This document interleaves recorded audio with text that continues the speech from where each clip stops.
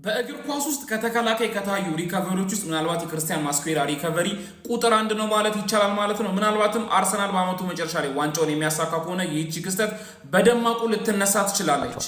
ከዚህኛው አርሰናል የተረዳሁት ማለት ነው ቆሽት እያበገነ እንዳለ የአርሰናል ጠላት ቆሽት አብግኑ በቃ እንዲህ ብግንግንግን አርጎ ዋንጫ እንደሚበላ ነው የተረዳሁት።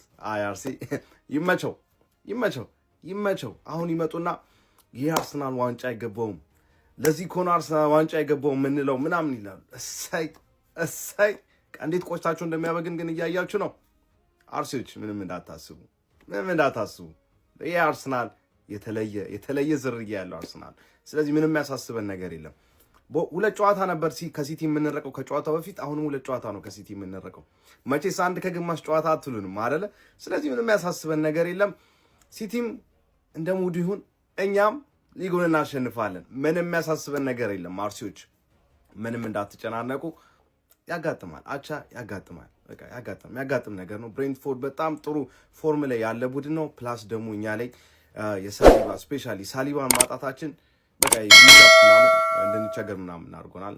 ሃቨርትስም የለንም፣ ሳካ ፊትነስ ላይ ምናምን አይደለም እና ከእንደዛ ነገሮችን ስናይ በደህና ጊዜ የሰበሰብነው ስንቅ ዛሬ የተጠቀምነው እና አርሲዎች ጨዋታን ማሸነፍ ካልቻልክ መሸነፍ የለብህም። ያ ማለት ምን ማለት ነው? 3 ነጥብ ማሳካት ካልቻልክ 1 ነጥብ ላንተ ሴፍ ነው ማለት ነው። ይሄንን ያለው ሌላ ተጫዋች እንዳይመስላችሁ ዴክላን ራይስ ነው።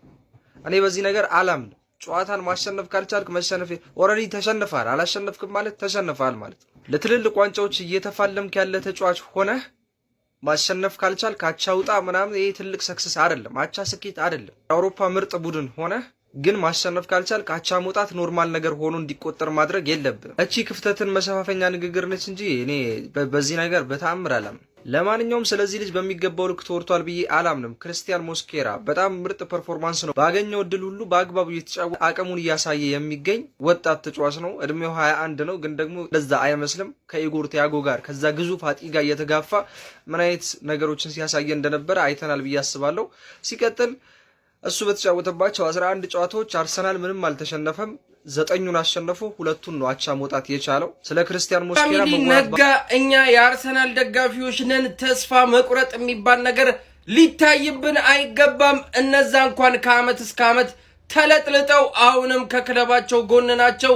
ታዲያ እኛ የአርሰናል ደጋፊዎች ለዋንጫ እየተፋለምን ብዙ ነገር ሊፈጠር ይችላል። አሁንም በእጃችን ነው። አሁንም ገና ነው።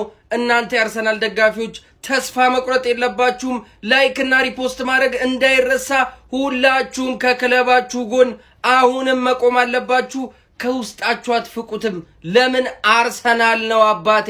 እስቲ በዚህ ሀሳብ የምትስማሙ ሰዎች ኮሜንት ላይ አንዳንድ ቁጥር እያላችሁ ይመቻችሁ። በቃ አቻው ወጥተናል። አቻው ለኛ ሽንፈት ነው፣ እንቀበላለን። ግን ከጨዋታው አንዳንድ ሀሳቦችን እናውራ።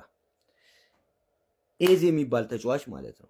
ኤዜ የሚባል ተጫዋች ወይ ራሱን ፈልጎ ያገኝ ወይ ደግሞ ላልተወሰነው ጊዜ ቤስት 11 ሆኖ መግባት የለበትም። የመጨረሻዎቹ ሰዓት ይበቃዋል ባይ ነኝ። ሁለተኛ የተሻለ ተጫዋች ሳይኖር ኦዲጋርድን አትተቹ። ሌላውና የመጨረሻው ለተቃራኒ ክለብ ደጋፊዎች እማሳስባችሁ ነገር ምን እንደሆነ ታውቃላችሁ? እና በደንብ ጠጋ ብለህ አሁንም በ4 ነጥብ ልዩነት እየመራው ነው ሊጉን፣ በ4 ነጥብ ልዩነት።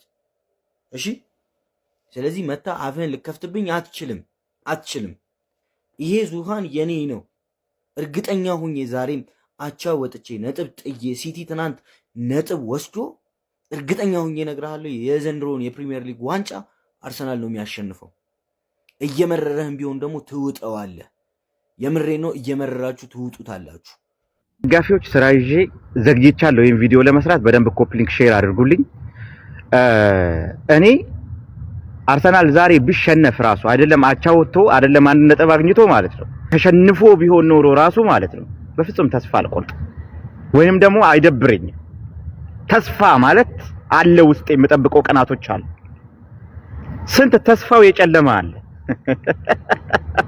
ስንት ተስፋው የጨለመ ማለት ነው። ስለዚህ ተረጋጋ። የአርሰናል ደጋፊ እንድትረጋጋ ፈልጋለሁ። አንተ ተረጋጋ፣ እነሱ ይበዱ። ለምን ከታች ያለ ሰው እንጫጫል፣ ሁልጊዜ እንደተንጫጫ ነው። ስለዚህ ይንጫጫ፣ ፍቀድለት። ምን አገባ አንተ? ፈታ አትልም እንዴ? አንድ ቆንጆ ነጥብ አግኝተናል ዛሬ ማለት ነው። ልዩነቱ በ3 ነበረ በ4 ሆኗል። ከዛ በኋላ እናያለን። ማንቸስተር ሲቲ የሚባል ክለብ መጀመሪያ ከ44 ዓመት በኋላ ዋንጫ ሲበላ አስታውሳለሁ። ከሻሼ ላይ ዋንጫውን የወሰደው በኩዊን አጉዌሮ ጎል በአንድ ጎል ልዩነት ነው ማለት ነው። በጎል ልዩነት በላ ማለት ይቻላል። አንድ ጎል ዋንጫ ታበላለች። ይሄ የእንግሊዝ ፕሪሚየር ሊግ ነው። ከዚህ በፊት ከአርሰናል ላይ እንደዚህ አይነት ፐርፎርማንስ በዚህ ሰዓት አላይም። በደንብ ጨዋታ የማሸነፍ ፍላጎት ያለው፣ ዋንጫ የመብላት ፍላጎት ያለው፣ ካሉበት ችግር ተቋቁሞ ጨዋታ ማሸነፍና ነጥብ ይዞ መውጣት የሚችል ክለብ ስለሆነ ዋንጫ ይበላል። በደንብ ነው የምተማመነው እኔ በዚህ ክለብ ማለት ነው። እና የሌላ ክለብ ደጋፊዎች በአጠቃላይ ማለት ነው እና ቀደመኝ ሊጉን በ4 ነጥብ እየመራው ነው። ከሞን ዩ አርሰናል፣ ከሞን ዩ ገነርስ፣ ዊ አር ገነርስ ማን